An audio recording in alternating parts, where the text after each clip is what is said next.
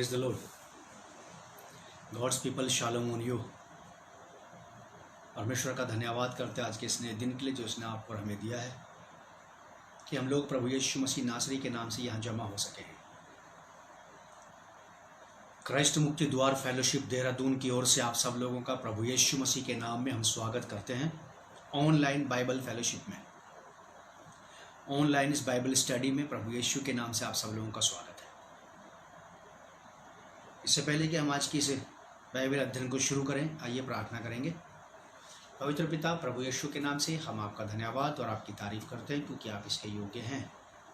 धन्यवाद देते हैं कि आपने हमें अवसर दिया, हमें समय दिया इस नए दिन और नई सुबह में आपने जीवित रखा हमें। हम आपका धन्यवाद करते हैं और विश्वास करते हैं कि आज हम आपकी भलाइयों को ज़रूर देखेंगे। प्यारे पिता, धन्यवाद करते हैं कि प्यारे पिता परमेश्वर आपकी करुणा आज हम पर इस नए दिन में फिर से नई हो सकी, ताकि हम भी नए हो जाएं। प्यारे पिता, मदद करें, सहायता करें। आज के वचन को सुनने में, सीखने में, सुनाने में, समझाने में हमारी सहायता करें।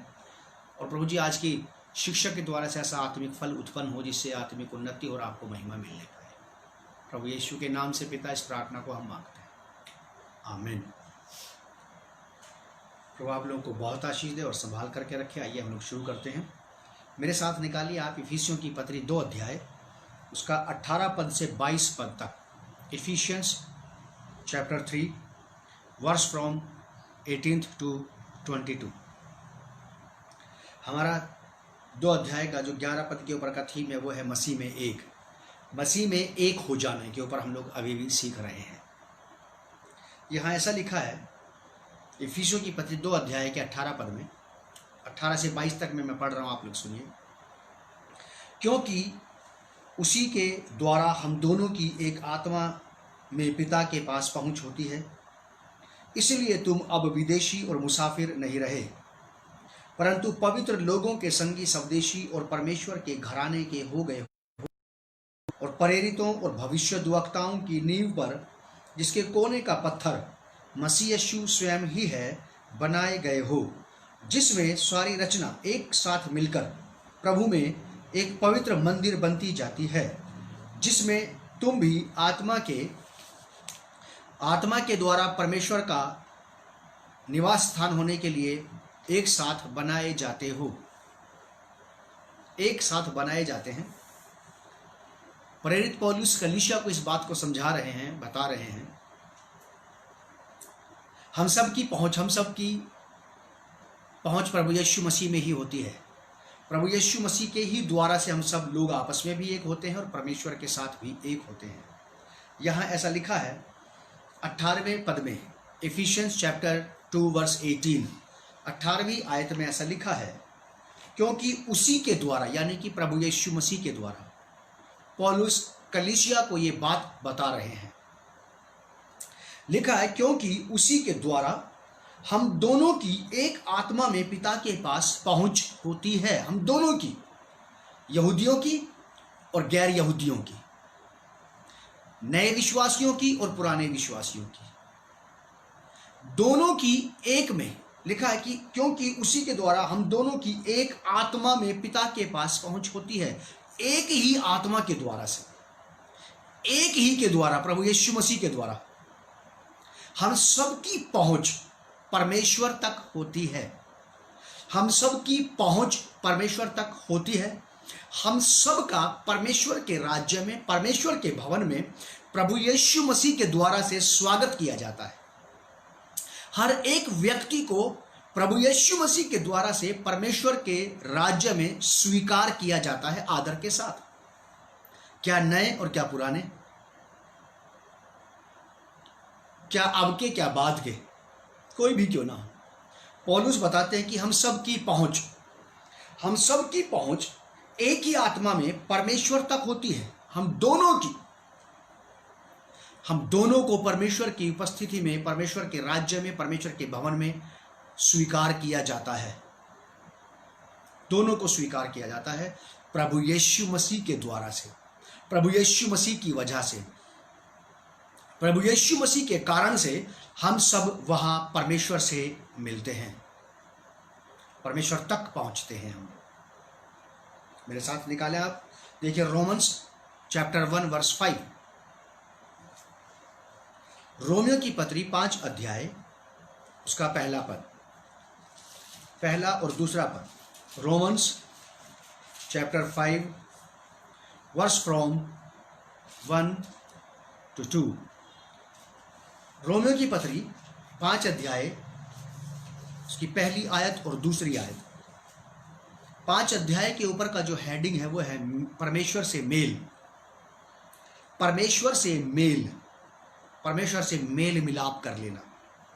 जब तक हमारा परमेश्वर से मेल मिलाप नहीं होगा तब तक हम परमेश्वर की उपस्थिति में प्रवेश नहीं कर सकते हैं। और जब तक हम परमेश्वर के पुत्र प्रभु यीशु मसीह के बहाए गए लहू के द्वारा से, प्रभु यीशु मसीह के बलिदान के द्वारा से शुद्ध नहीं किए जाते हैं, पवित्र नहीं किए जाते हैं, तब तक हम परमेश्वर के राज्य में स्वीकार नहीं किए जाते हैं। परमेश्वर के राज्य में हम सबकी पहुंच होती है प्रभु यीशु मसीह के द्वारा से, प्रभु यीशु मसीह के बलिदान और लहू के कारण से। हम सब की पहुंच, हम दोनों की पहुंच, यहूदियों की भी और गैर यहूदियों की भी, एक ही आत्मा में पहुंच परमेश्वर तक होती है। परमेश्वर की उन वाचाओं, परमेश्वर की उन प्रतिज्ञाओं, परमेश्वर के उन तमाम उत्तम आशीषों के हम अधिकारी होते हैं, हम वारिस बनते हैं प्रभु यीशु मसीह के द्वारा से। अब तक तो हम परमेश्वर के करीब नहीं थे, अब तक तो हम परमेश्वर के नहीं थे, लेकिन प्रभु यीशु मसीह के द्वारा, प्रभु यीशु मसीह के बलिदान के द्वारा, उसके क्रूस पर से बहाए गए निर्दोष और पवित्र लहू के कारण से हमारा छुटकारा होता है, हमारे पापों का प्रायश्चित होता है, हमारे अधर्मों का अंगीकार होता है, और उसी के द्वारा से हमें नया बनाए जाने के द्वारा परमेश्वर के राज्य में पहुंचाया जाता है। यहां पर रोमियो की पत्री में प्रेरित पौलुस यही कहते हैं, अतः जब हम विश्वास से धर्मी ठहरे, हम धर्मी ठहरे प्रभु यीशु मसीह पर विश्वास करने के द्वारा, उस बात पर विश्वास करने के द्वारा, उस काम पर विश्वास करने के द्वारा जो परमेश्वर ने अपने इकलौते पुत्र प्रभु यीशु मसीह में होकर के किया। परमेश्वर ने हम समस्त मानव जाति के उद्धार का, हमारे छुटकारे का, हमारे नया बनाए जाने का जो काम अपने पुत्र प्रभु यीशु मसीह में किया है, उस काम के द्वारा से।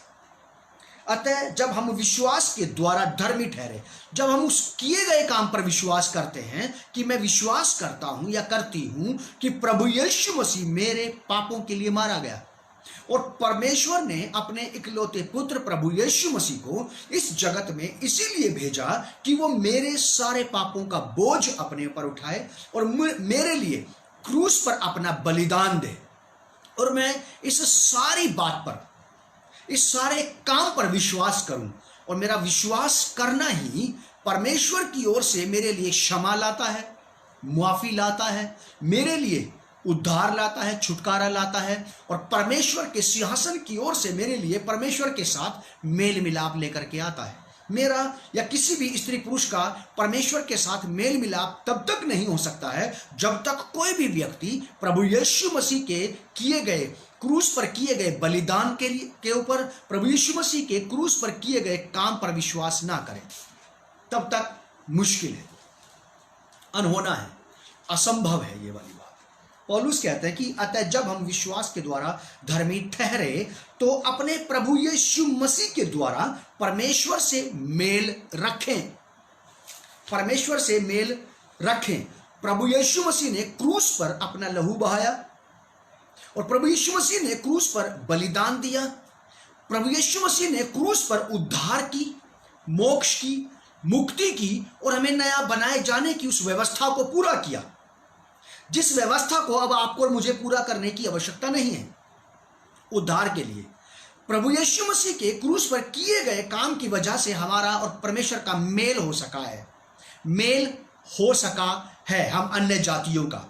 हम तो विश्वास से, अपने कामों से, अपने स्वभाव से परमेश्वर के बैरी थे, क्योंकि हम परमेश्वर की बात को नहीं मानते थे, हम परमेश्वर की बात पर बिल्कुल नहीं चलते थे, हम परमेश्वर की बात को बिल्कुल भी अपने जीवन में आदर नहीं देते थे, जिसकी वजह से हमारी परमेश्वर के साथ शत्रुता थी, अलगाव हो गया था, और हम स्वभाव ही से, व्यवहार से, चाल चलन के द्वारा से परमेश्वर के बैरी थे।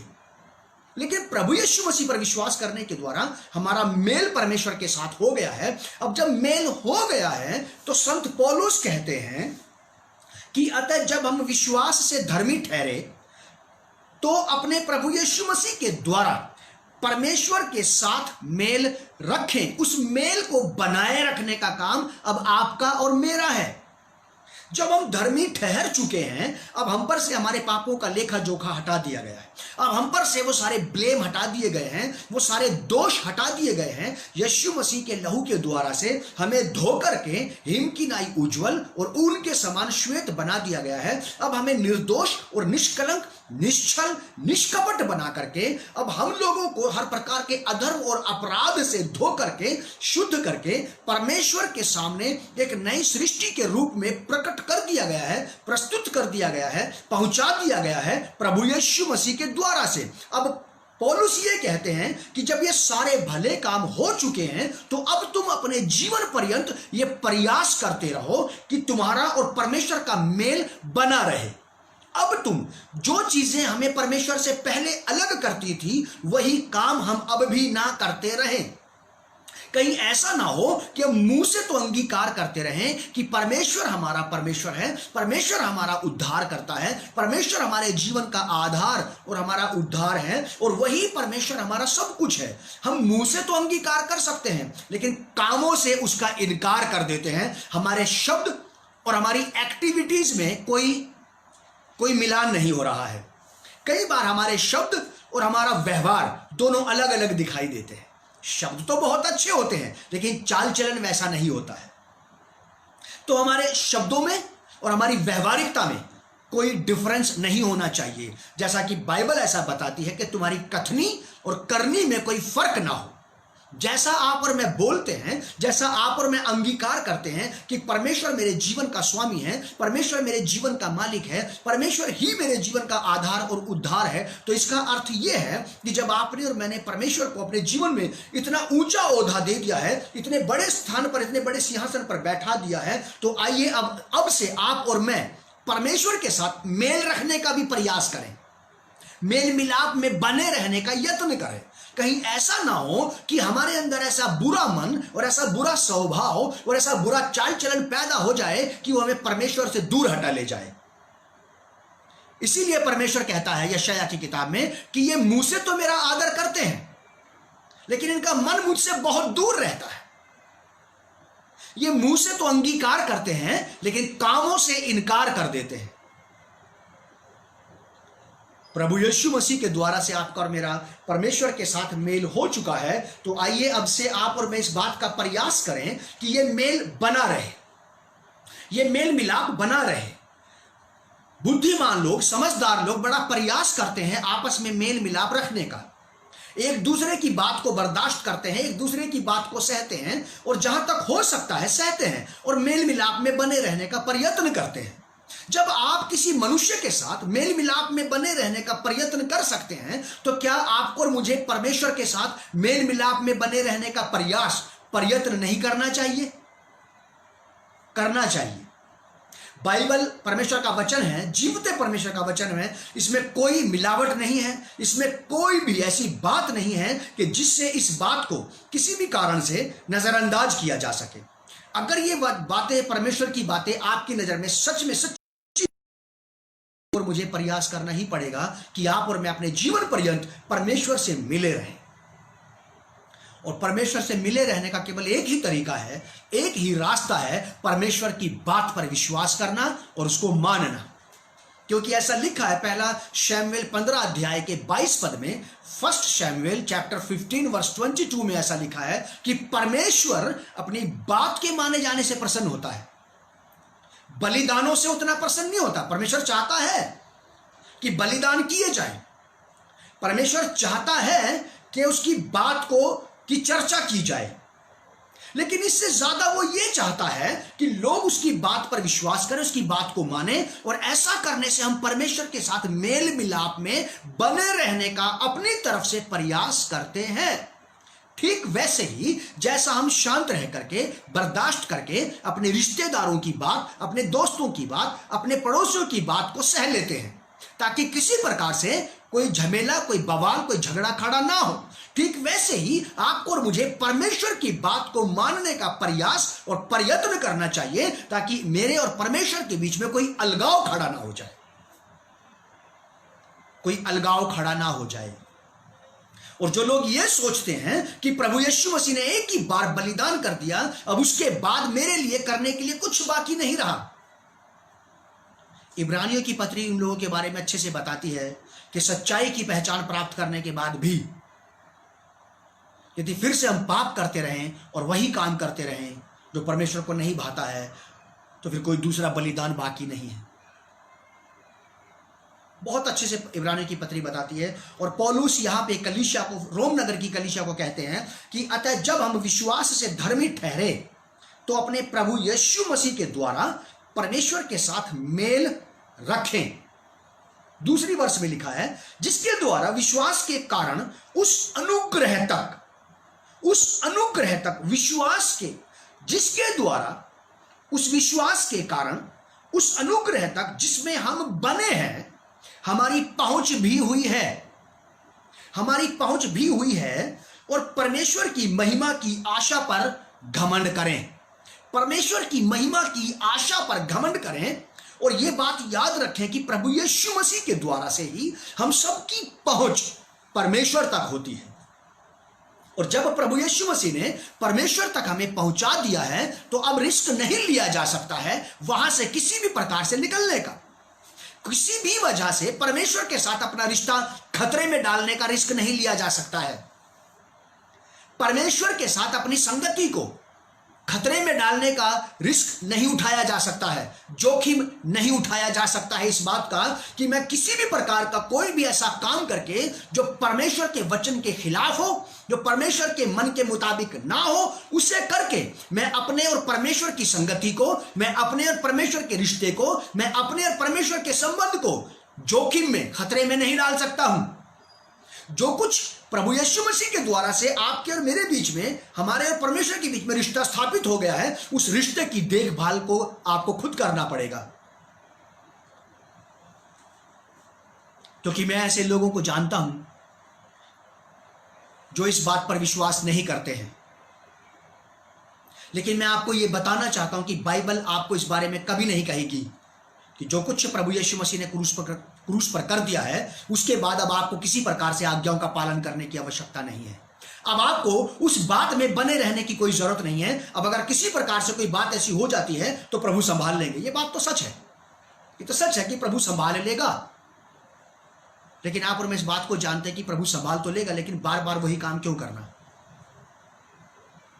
इस बात की तरफ भी हमें ध्यान देना है। वापस जाएंगे हम लोग इफिसियों की पत्री 2 अध्याय 18 पद। क्योंकि उसी के द्वारा हम दोनों की एक आत्मा में पिता के पास पहुंच होती है, पिता के पास पहुंच होती है। कितनी बड़ी बात है कि आप और मैं किसी क्रियाकलाप के द्वारा, किसी भी धार्मिक अनुष्ठान के द्वारा, किसी भी प्रकार से रुपया पैसा खर्चा किए बगैर हमारी मुलाकात परमेश्वर से हुई, हमारा मेल मिलाप परमेश्वर से हो गया है। अब जब ये मेल मिलाप हो गया है तो मेरे प्रियो आओ, अब हम अपने जीवन पर्यंत इस बात का प्रयास करें कि मैं इस मेल मिलाप में पाया जाऊं। जो भला काम प्रभु यीशु मसीह के बलिदान के द्वारा से आप मेरे मुझ में शुरू हुआ है, जब प्रभु यीशु मसीह इस पृथ्वी पर आएंगे, क्या वो आपको और मुझे इसमें पाएंगे?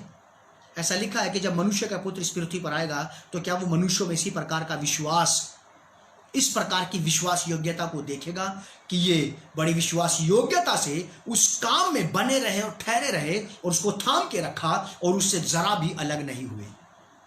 जो भला काम उद्धार का, परमेश्वर के साथ मेल मिलाप का प्रभु यीशु मसीह ने आप मेरे मुझ में किया है। मेरे साथ निकालें आप इब्रानियों की पत्री उसका 7 अध्याय 25 पद। Letter of Hebrew chapter 7 verse 25। इब्रानियों की पत्री 7 अध्याय 25 पद।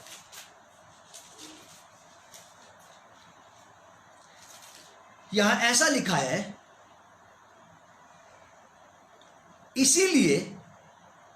इसीलिए जो उसके द्वारा परमेश्वर के पास आते हैं, जो उसके द्वारा परमेश्वर के पास आते हैं, प्रभु यीशु मसीह के द्वारा, और आप याद रखें कि प्रभु यीशु मसीह के द्वारा जो लोग परमेश्वर के पास आ जाते हैं वो फ्री में, मुफ्त में, फोकट में परमेश्वर के पास नहीं आए। एक बहुत बड़ी कीमत चुकाई गई दोषियों के लिए, अपराधियों के लिए, कुकर्मियों के लिए। एक निर्दोष और निष्कलंक मेमने का बलिदान किया गया है। एक ऐसे व्यक्ति को कुर्बान किया गया है जो हर प्रकार के पापों से अनजान था, जबकि हम पापों में लिप्त थे और आज भी लिप्त पाए जाते हैं। लेकिन हमारा छुटकारा, हमारा बलिदान उस व्यक्ति के द्वारा हुआ जो इन पापों से अनजान था, निर्दोष था, निश्चल था, निष्कपट था, हर प्रकार से दोष मुक्त था। लेकिन तो भी हम दोषियों के लिए बलिदान किया गया। जब हमारी पहुंच उसके द्वारा से हो ही गई है तो हम उसी में पाए जाएं, इसका प्रयास तो आपको और मुझे ही करना पड़ेगा। इसीलिए जो उसके द्वारा परमेश्वर के पास आते हैं, प्रभु यीशु मसीह के द्वारा, वह उनका पूरा पूरा उद्धार कर सकता है। Complete, total deliverance, total freedom, total redemption प्रभु यीशु मसीह आपको देते हैं। टोटल साल्वेशन जो यीशु मसीह के द्वारा से परमेश्वर के पास आते हैं, अब उनको उद्धार पाने के लिए कुछ और करने की आवश्यकता नहीं है। लेकिन जो कुछ प्रभु यीशु मसीह ने कर दिया है, विश्वास के द्वारा से, आज्ञाकारिता के द्वारा से, प्रयत्न और प्रयास करने के द्वारा से उसमें पाए जाए। अब उसको आपको और मुझे संभाल कर रखना है। अब आपको और मुझे उस बात में बने रहना है जो कुछ प्रभु ने आपको और मुझे दे दिया है। हम एक छोटा सा पेन भी खरीद लें अगर 10 रुपए का, हम उस पेन का भी ख्याल रखते हैं कि वो जल्दबाजी में जल्दी से, जब तक उसका पूरा रिफिल खत्म नहीं हो जाएगा तब तक वो मुझसे खोना नहीं चाहिए। एक 10 रुपए के पेन को संभाल के रखा जा सकता है, तो क्या इस बेशकीमती बहुमूल्य उद्धार और मेल मिलाप को जो परमेश्वर के साथ हो गया है, इसकी देखभाल नहीं करना चाहिए? करना चाहिए। बाइबल में लिखा है कि धर्मी व्यक्ति अपने जानवर, अपने घर में पाले गए पशु की भी देखभाल करता है। पशु की भी देखभाल करता है एक धर्मी जन। जब प्रभु यीशु मसीह के द्वारा हमें धर्मी बना दिया गया है, तो क्या हमें इस बेशकीमती और बहुमूल्य चीज की, इसकी देखभाल नहीं करना चाहिए कि ये हमारे हाथ से ना छूट जाए? परमेश्वर के साथ जो बेहतरीन रिलेशनशिप जो मैं कभी भी प्राप्त नहीं कर सकता था, जो मैं कभी भी बिल्डअप नहीं कर सकता था, वो संबंध प्रभु यीशु मसीह के द्वारा से जो बन गया है, अब मैंने उसको पा लिया है। अब मैं उसी में पाया जाऊं, अब मैं उसी में पाया जाऊं, उसकी पहचान में पाया जाऊं, उसकी उपस्थिति में पाया जाऊं और उसकी देखरेख में पाया जाऊं और वो उसी को पूरा करते हुए पाया जाऊं। इसका ख्याल तो आपको और मुझे खुद ही रखना पड़ेगा। यहां लिखा है 19 पद, इफिशियंस चैप्टर 2 वर्स 19, इफिसियों की पत्री 2 अध्याय 19 पद। पौलुस कलीसिया से जो अन्य जातियों में से आ रहे हैं या आ चुके हैं या आ गए हैं या आएंगे, उनसे कहते हैं, इसलिए तुम अब विदेशी और मुसाफिर नहीं रहे। इसलिए अब तुम इस जगत में, इस संसार में विदेशी और मुसाफिर नहीं रहे, परंतु पवित्र लोगों के संगी स्वदेशी और परमेश्वर के घराने के हो गए हो। अब हम इस जगत में ना तो ईश्वर रहित हैं और ना ही हम किसी प्रकार से परमेश्वर की वाचाओं, प्रतिज्ञाओं, उसके वायदों से वंचित हैं। जैसा कि हमने 12 पद में पढ़ा था, ऐसा लिखा है इफिसियों की पत्री 2 अध्याय 12 पद, इफिशियंस चैप्टर 2 वर्स 12, लिखा है कि तुम लोग उस समय, पहले की बात बता रहे हैं ये, उस समय मसीह से अलग और इज़राइल की प्रजा के पद से अलग किए हुए और प्रतिज्ञा की वाचाओं के भागी नहीं थे और आशाहीन और जगत में ईश्वर रहित थे। हमारे पास रियल गॉड, क्रिएटर गॉड नहीं था और ना ही हमारे पास उस सर्वशक्तिमान सच्चे परमेश्वर की, जीवते परमेश्वर की वाचाएं थी, ना हमारे पास किसी प्रकार की कोई आशा थी। हम जगत में होपलेस, आशा रहित थे और ईश्वर रहित भी थे, हमारे पास परमेश्वर भी नहीं था। पहले की बात है ये। लेकिन जब लोग विश्वास में आ गए, उन्होंने प्रभु यीशु मसीह पर विश्वास करके अपने पापों से मन फिराव का बपतिस्मा ले लिया, इस बात का कि प्रभु यीशु मसीह मेरे पापों के लिए मारा गया है, मेरे पापों का बपतिस्मा मैंने ले लिया है, इस बात के लिए कि प्रभु यीशु ने जो कर्ज चुकाया है मैं उस पर विश्वास करता हूं, और बपतिस्मा लेकर के मैं इस बात की घोषणा करता हूं कि अब से प्रभु यीशु मसीह मेरा उद्धारकर्ता, मेरा मुक्तिदाता, मेरा जीवन दाता है, और यीशु मसीह ने जो कुछ क्रूस पर किया है वो मेरी वजह से हुआ है, मेरे लिए हुआ है।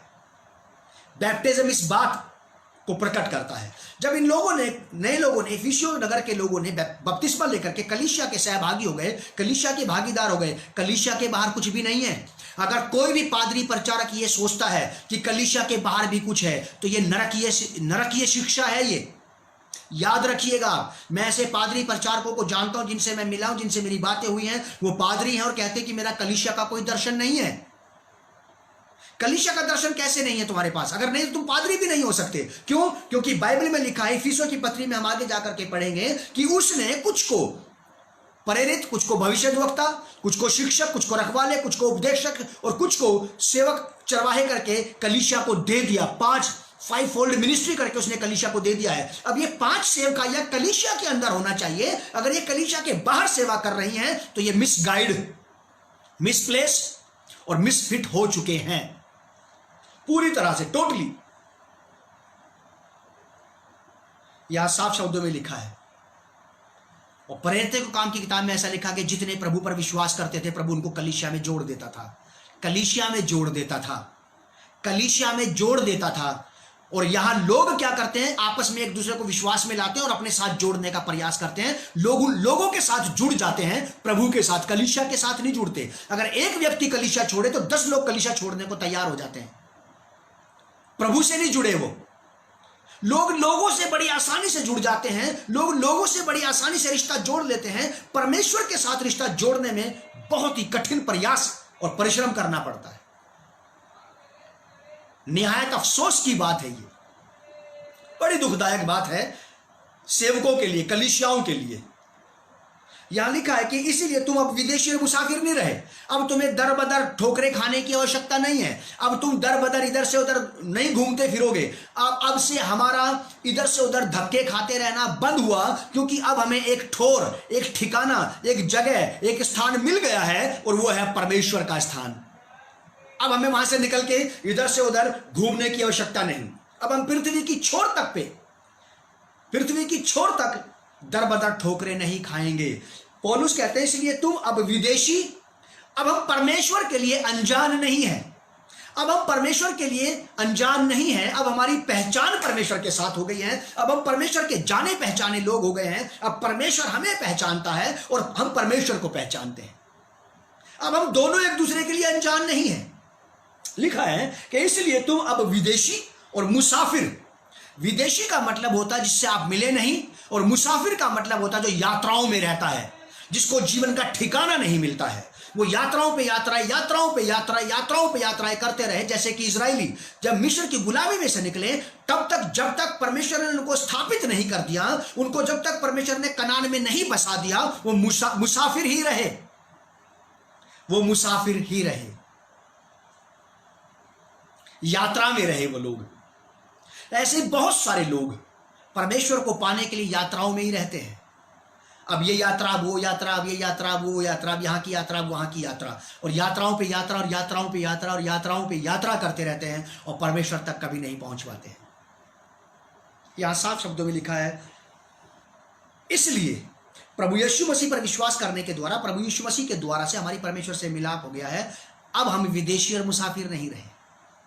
इसलिए अब तुम विदेशी और मुसाफिर नहीं रहे, परंतु पवित्र लोगों के संगी स्वदेशी, क्योंकि परमेश्वर ने अपने इजराइल प्रजा को समस्त मानव जाति में से पवित्र प्रजा करके ठहराया था।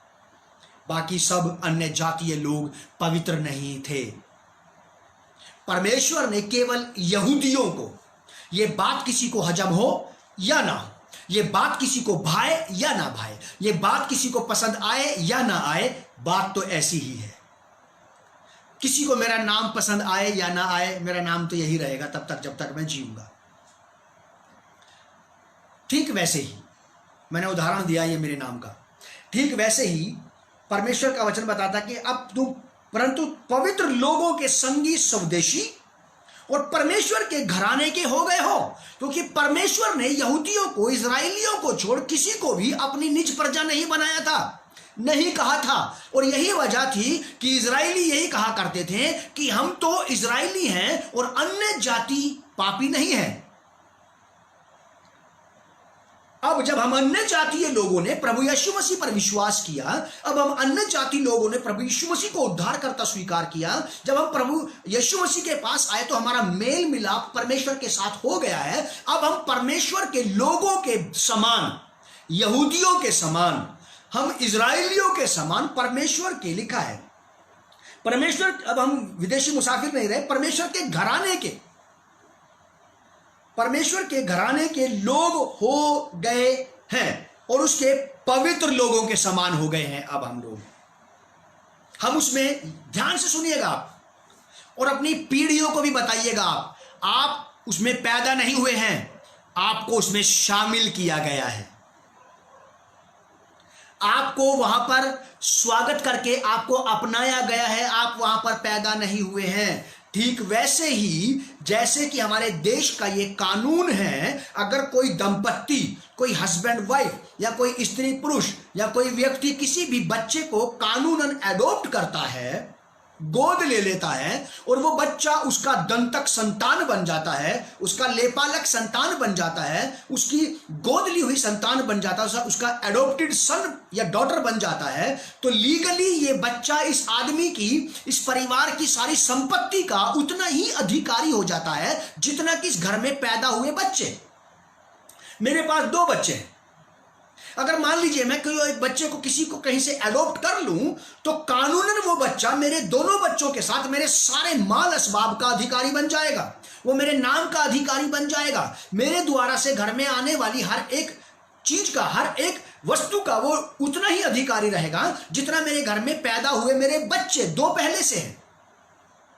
जो मेरे 2 बच्चे पहले से मेरे माल असबाब के, मेरे घर के, मेरी संपत्ति के, मेरे जीवन से जुड़ी एक एक चीज के अधिकारी हैं, उसके उनका हक और हकूक है ये। ठीक वैसे ही वो अगर बच्चा मैंने गोद ले लिया और मेरे घर में आ गया पलने बढ़ने के लिए, तो वो बच्चा बराबर का भागीदार हो जाएगा।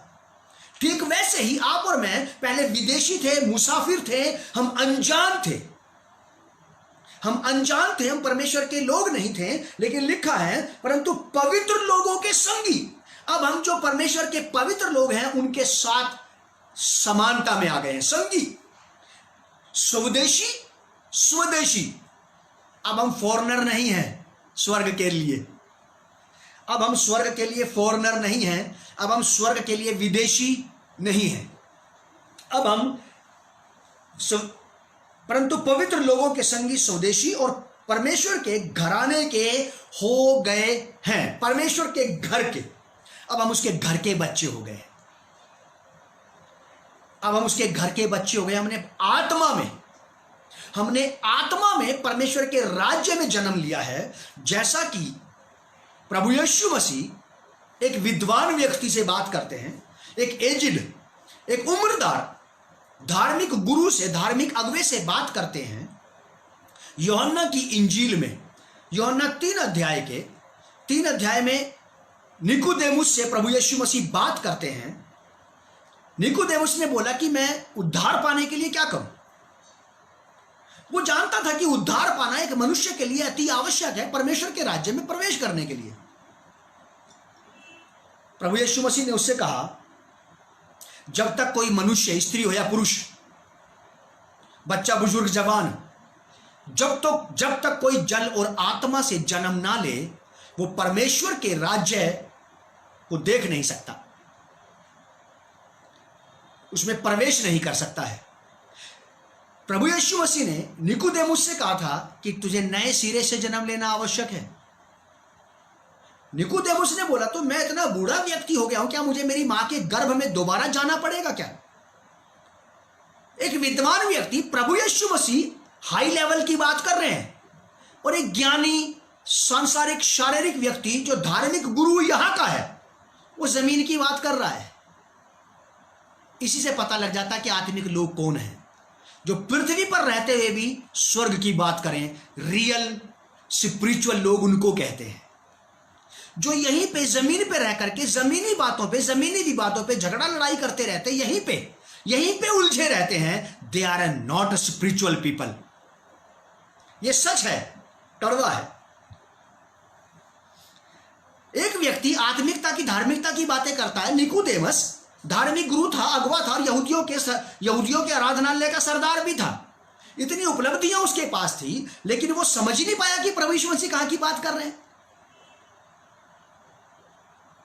जब कभी आप और मैं भी ऐसे ही हो जाएं तो अपने बारे में विचार कर लें कि इसका मतलब मैं शरीर की बातों पर मन लगा रहा हूं, शरीर की बातों पर ध्यान लगा रहा हूं, और आत्मा की बातें मेरे आत्मिक लेवल से ओझल हो गई हैं। यहां लिखा है ऐसा, इसलिए तुम अब विदेशी और मुसाफिर नहीं रहे, परंतु पवित्र लोगों के संगी, स्वदेशी और परमेश्वर के घराने के हो गए हो। हमें परमेश्वर के घराने का होने के लिए परमेश्वर के घर में ही जन्म लेना पड़ेगा। निकोदेमुस अपनी मां के पेट से पैदा हुआ था 60 साल पहले, 70 साल पहले, मुझे एग्जैक्ट पता नहीं है, लेकिन उदाहरण दे रहा हूं। मैंने भी 18-19 साल की उम्र में बैप्टिज्म लिया था। मेरे माँ बाप से मैं 18-19 साल पहले पैदा हो चुका था संसार में, लेकिन परमेश्वर के राज्य में मैं 18 साल बाद, 19 साल बाद पैदा हुआ, क्योंकि परमेश्वर के राज्य में वो आत्मिक राज्य है, वो आत्मिक जगत है, तो वहां आत्मा में ही जन्म लेना पड़ेगा। और आत्मा में जन्म लेने के लिए आपको और मुझे प्रभु यीशु मसीह के द्वारा, प्रभु यीशु मसीह के नाम का बपतिस्मा लेने की आवश्यकता है। यहां साफ शब्दों में लिखा है। और 20वां पद, 20वीं आयत, और प्रेरितों और भविष्यद्वक्ताओं की नींव पर, जिसके कोने का पत्थर मसीह यीशु स्वयं ही है, बनाए गए हो। अन्य जातियों को पौलुस कह रहा है कि तुम भविष्यद्वक्ता और प्रेरितों और भविष्यद्वक्ताओं की नींव पर। प्रेरितों और भविष्यद्वक्ताओं की नींव का मतलब है पहले अर्लियर मिनिस्टर्स, पहले प्रेरित, जो सबसे पहले प्रेरित प्रभु यीशु मसीह के साथ रहने वाले लोग थे, वो प्रेरित, वो भविष्यद्वक्ता जिन्होंने प्रभु यीशु मसीह को देखा, प्रभु यीशु मसीह को पहचाना, प्रभु यीशु मसीह को छुआ और सुना। उन लोगों ने जो शिक्षा दी है, उस पर जिन लोगों का विश्वास आया है, अब तो बहुत सारे भविष्यद्वक्ता और बहुत सारे प्रेरित खड़े हो गए हैं, जिनकी बातों का मिलान परमेश्वर के वचन से नहीं होता। वो सुबह से शाम तक कुछ कुछ बोलते रहते हैं किसी के लिए, और किसी के भी जीवन में कोई बात पूरी नहीं होती। क्या जरूरत है इतना बोलने की भविष्यद्वक्ताओं को?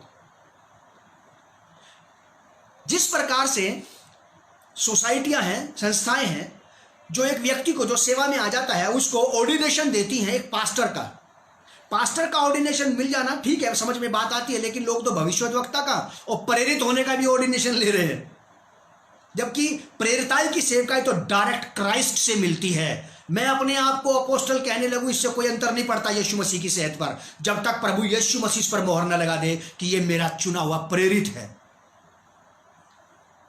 यहां लिखा है कि और प्रेरित और भविष्यद्वक्ताओं की नींव पर। पुराने समय में यीशु मसीह के टाइम पर, प्रभु यीशु मसीह के स्वर्ग उठा लिए जाने के बाद, इन प्रेरितों की शिक्षा है ये पूरी बाइबल। ये नया नियम प्रेरितों के द्वारा लिखा गया, प्रेरितों के द्वारा बताया गया, प्रेरितों के द्वारा सिखाया गया। और प्रेरितों और भविष्यद्वक्ताओं की नींव, उनकी जो फाउंडेशन थी वो क्राइस्ट था, प्रभु यीशु मसीह। हमारे मसीह जीवन की, हमारी शिक्षा की अगर बुनियाद नहीं है, अगर हमें प्रेरितों और भविष्यद्वक्ताओं की शिक्षाओं में से यहां से ले करके नहीं सिखाया जा रहा है, तो मेरा मानना यह है, मेरा कहना भी यह है, तो कच्ची दीवार पर लिसाई की जा रही है, और एक तेज बारिश में वो दीवार गिर जाएगी भरभरा के। मत्ती 7 अध्याय के लास्ट पदों में प्रभु यीशु मसीह कहते हैं कि मूर्ख और बुद्धिमान व्यक्ति का उदाहरण प्रभु यीशु ने दिया, और कहा कि बुद्धिमान है वो व्यक्ति जो मेरी बातों पर विश्वास करता है। वो उस बुद्धिमान व्यक्ति के समान है जिसने अपना घर चट्टान पर बनाया, फाउंडेशन खोद करके। एक सिंपल जमीन पर फाउंडेशन खोद लेना बड़ा आसान है। पहाड़ी इलाकों में, एक पथरीली भूमि में फाउंडेशन खोदना उतना आसान नहीं है जितना आप और मैं समझते हैं। मैदानी इलाकों में फाउंडेशन खोद के घर बनाना बड़ा आसान है। पहाड़ी क्षेत्रों में चट्टानों पे फाउंडेशन खोदना हमारे माथे से लेकर के पसीने को पांव के तलवे तक ले आएगा। ये इतना कठोर परिश्रम करके आपको और मुझे प्रभु की शिक्षा में स्थिर रहना है। यह है प्रेरितों की शिक्षा जो बाइबल से दी जाती है, भविष्यद्वक्ताओं की, नबियों की, उन सेवकों की, उन प्रचारकों की शिक्षा जिनको प्रभु यीशु मसीह ने खड़ा किया और जिन्होंने यीशु को छोड़ कोई और बात प्रचार नहीं की। यह है वो बात। अगर आपको और मुझे इसी शिक्षा पे मेरा और आपका पालन पोषण हो रहा है तो मैं गारंटी देता हूं कि कोई भी आपको और मुझे इससे हिला नहीं सकता, ना कोई विरोधी ना कोई विवादी, क्योंकि ये वो लोग हैं जिन्होंने प्रभु यीशु मसीह के लिए अपनी जान दी, अपने प्राण दिए, भूखे शेरों के आगे डाल दिए गए, आग में डाल दिए गए, आरे से चीर दिए गए, इनकी स्किन उतार ली गई, वैसे ही जैसे मरे हुए जानवर की खाल को उतार लेते हैं ना चमड़ा बनाने के लिए। कई प्रेरितों की तो खाल को ऐसे ही उतारा गया, जीते जी, मरने के बाद नहीं। ये वो लोग हैं जिन्होंने इतनी बड़ी कीमत चुकाई, तो इनकी शिक्षा में फेरबदल कैसे हो सकता है? और इन्हीं प्रेरितों ने इनके जमाने में जब झूठे शिक्षक और झूठे भविष्यद्वक्ता खड़े हुए तो इन्होंने खुल के उनका विरोध किया। आज कलीसिया में खुल के विरोध करने का आत्मा काम नहीं करता। आज तो अपने रिश्ते हम एक दूसरे से मजबूत करने के लिए प्रभु यीशु मसीह की बात को भी ताक पे रख देते हैं। मनुष्य नाराज नहीं होना चाहिए, चाहे प्रभु नाराज हो जाए। इन प्रेरितों ने झूठे प्रेरितों, झूठे प्रचारकों, झूठे सेवकों, झूठे शिक्षकों, झूठे भविष्यद्वक्ताओं का सामना किया ताकि प्रभु की शिक्षा में कोई कोई मिलावट न की जाए, क्योंकि ये वो शिक्षा है जो साधारण मनुष्य को परमेश्वर तक आसानी से ले जाती है, मेल मिलाप कराने वाली बात, प्रभु यीशु मसीह की शिक्षा। ध्यान रखिए, आप मेरी बात को कभी मत भूलना। और जो लोग मुझे सुन रहे हैं या सुनेंगे, आप अपने बच्चों को इसी प्रकार से तैयार करना, चाहे कुछ भी हो जाए, चाहे 10,000 लोग आपको छोड़कर चले जाएं, शिक्षा में मिलावट पैदा मत करना। चाहे कुछ भी हो जाए, आप फिक्स्ड रहें अपनी जगह पे, जो जगह आपको परमेश्वर ने दी है। प्रभु यीशु मसीह ने आपको जिस काम के लिए अपॉइंट किया है उसी में पाए जाइए, क्योंकि वो आकर के चेक कर लेगा आप उसी में थे या नहीं। लिखा है, और प्रेरित और भविष्यद्वक्ताओं की नींव पर, जिसके कोने का पत्थर मसीह यीशु स्वयं ही है, बनाए गए हो। हम यीशु मसीह की शिक्षा से बनाए गए हैं। मेरे पादरी साहब पास्टर शिवराम माझी जी इस बात को कहा करते थे कि अगर तू मेरे हाथ के नीचे रह गया 2 साल 1 साल, तो मैं तुझे ऐसी ईंट बना दूंगा, ऐसा पत्थर बना दूंगा, कोई तुझे कितनी ऊपर से गिरा दे तू कभी टूटेगा नहीं।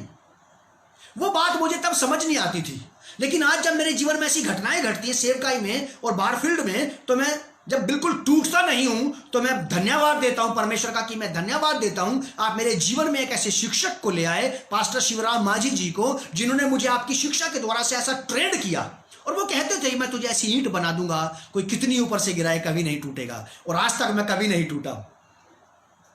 मुझे अगर कोई तोड़ सकता है तो परमेश्वर का वचन। मैं संसार और संसार के लोगों से कभी नहीं टूटता हूं। कैसी परिस्थिति, कितनी बद से बदतर हालात हो जाएं, मेरे फेस से मुस्कुराहट कभी गायब नहीं होती है, क्योंकि मेरे आनंद का विषय सेवकाई की तरह की उन्नति नहीं, प्रभु यीशु मसीह है। मेरे आनंद के चमक लोगों की भीड़ भाड़ नहीं है, प्रभु यीशु मसीह का मेरे साथ रहना है। बस मैं ये कहना चाहता हूं, इस वचन को आप याद रखिएगा। और प्रेरितों और भविष्यद्वक्ताओं की नींव पर, जिसके कोने का पत्थर मसीह यीशु स्वयं ही है, बनाए गए हो। हम उस पर बनाए गए हैं, मसीह यीशु पर बनाए गए हैं। जब हम मसीह यीशु पर बनाए गए हैं तो अब हमारा कोई कुछ नहीं बिगाड़ सकता है। आप मसीह यीशु पर ठहरे रहें, उसकी शिक्षा पर ठहरे रहें, उसकी बात पर ठहरे रहें, चाहे वो बात आपको चोट पहुंचाए, चाहे आपको सुख पहुंचाए, आपका अपमान करे, आपका आदर करे, क्योंकि परमेश्वर का वचन हमें चोट भी पहुंचाता है। जब कभी हम गड़बड़ में पड़ते हैं, पाप में पड़ते हैं, तो परमेश्वर का वचन हमसे बात करता है और हमें हर्ट होता है। हम किस किस से मुंह चुराएंगे? हम लोगों से मुंह चुरा सकते हैं, परमेश्वर के वचन से नहीं। और याद रखिए कि परमेश्वर का वचन का मरहम ही है जो आपको और मुझे नया बना के फिर से खड़ा कर सकता है, इसीलिए इससे भागने की जरूरत नहीं। मर्ज को डॉक्टर से कभी नहीं छिपाया जाना चाहिए। डॉक्टर के सामने जाके अपने पाप के मर्ज का अंगीकार करें, ताकि वो डॉक्टर हमारा सही इलाज करके हमें रिपेयर करे, प्रिपेयर करे और फिर से दौड़ा दे, परफेक्शन में ले आएगा हमें फिर से वो। 21वां पद, जिसमें सारी रचना, आप और मैं परमेश्वर की रचना है, जिसमें सारी रचना एक साथ मिलकर प्रभु में एक पवित्र मंदिर बनती जाती है।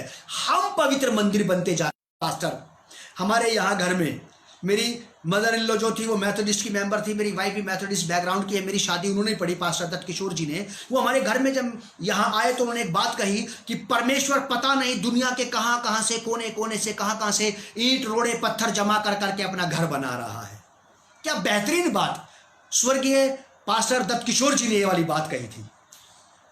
बेहतरीन बात उन्होंने मुझे ये वाली बताई कि किस प्रकार से परमेश्वर दुनिया के कोने कोने से, हर एक जाति, समाज, समूह, कुलगोत्र के, हर एक रंग भेद के, अलग अलग वेशभूषा के, अलग अलग अलग अलग संस्कृति के लोगों को ला रहा है परमेश्वर और अपने रहने का एक भवन बना रहा है, जिसमें जिसमें प्रेरित पौलुस कहते हैं, क्या तुम नहीं जानते कि तुम जीवते परमेश्वर का मंदिर हो और परमेश्वर का आत्मा तुम में वास करता है। वो भवन बनता जा रहा है। ईंट पत्थर को रोड़े कंकर का बनना चाहिए ताकि आप और मैं एक जगह पे बैठ करके आराधना कर सके, लेकिन याद रखिए रियल टेम्पल ऑफ गॉड तो आप ही हैं, मैं ही हूं। और जब आप और मैं सब मिलाकर के परमेश्वर का मंदिर है, तो परमेश्वर के मंदिर के आपस में खींच खांच किस प्रकार की है,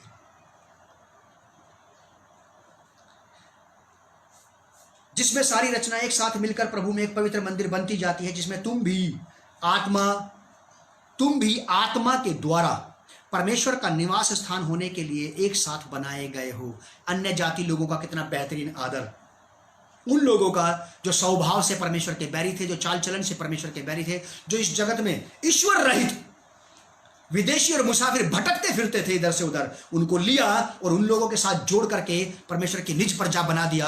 आज आप और मैं भी परमेश्वर की निज प्रजा के साथ, परमेश्वर के लोगों के साथ, परमेश्वर की अपनी पवित्र प्रजा के साथ उसके घराने के वारिस और उसके राज्य के वारिस हो गए हैं और हम परमेश्वर का भवन बन गए हैं। आप और मैं इस बात को बिल्कुल ना भूलें, ये सारी बातें प्रभु यीशु मसीह की वजह से संभव हुई हैं और प्रभु यीशु मसीह ही है जिसके माध्यम से आपकी मेरी पहुंच परमेश्वर तक होती है। और हमारे अलावा जितने भी लोग आएंगे, जब तक प्रभु यीशु मसीह इस जगत में नहीं आ जाते दोबारा से, तब तक जितने भी लोगों की पहुंच परमेश्वर तक होगी, सबकी पहुंच यीशु मसीह के ही द्वारा से होगी, क्योंकि यीशु मसीह पर परमेश्वर ने मोहर लगा दी है जगत का उद्धारकर्ता होने की। अब ये स्टैम्प कभी हटाई नहीं जा सकती है। प्रभु यीशु मसीह आप लोगों को बहुत आशीष दे और मैं चाहता हूं कि परमेश्वर का आत्मा आपकी मेरी सहायता करे, आप और हम इसी शिक्षा दीक्षा में पाए जाएं और प्रभु यीशु मसीह के आने तक अपने विश्वास में मजबूत बने रहे। पवित्र पिता, प्रभु यीशु के नाम से मैं प्रार्थना करता हूं तमाम लोगों के लिए, इन्हें आशीष दें, इनकी ज़रूरतों को पूरा करें और ये शिक्षा का बीज जो आज बोया गया है, ये इनमें से हर एक के अंदर जड़ पकड़ने पाए और 100 गुना फलदायक हो जाए और ये फल ऐसे फल पैदा करें जिसमें बीज हो प्यारे प्रभु, ताकि ये मल्टीप्लाई होती चली जाए शिक्षा और आपकी महिमा हो। प्रभु यीशु के नाम से पिता, इस प्रार्थना को हम मांगते हैं, आमीन। Shalom on you.